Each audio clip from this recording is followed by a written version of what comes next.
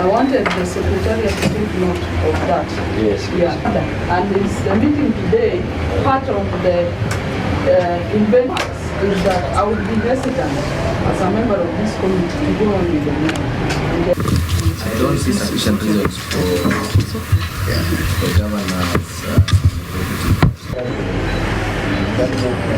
When those two are there, is not here and the governor is not here. We have the So what we want to appeal to the counties, we have passed the money.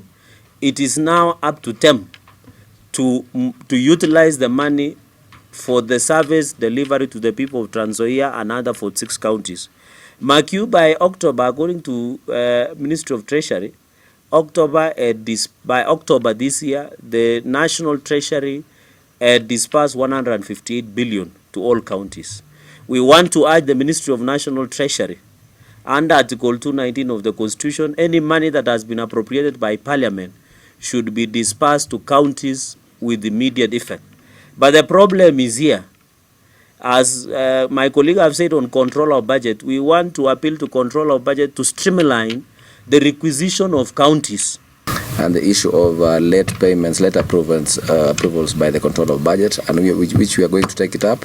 I am going to do a statement on Tuesday to make sure that counties receive approvals at a prompt time. So I think that is what we are here for. We are here not to fight with the counties, but we are here to support the county governments and make sure that you receive your payments on time so that you can also pay your contractors.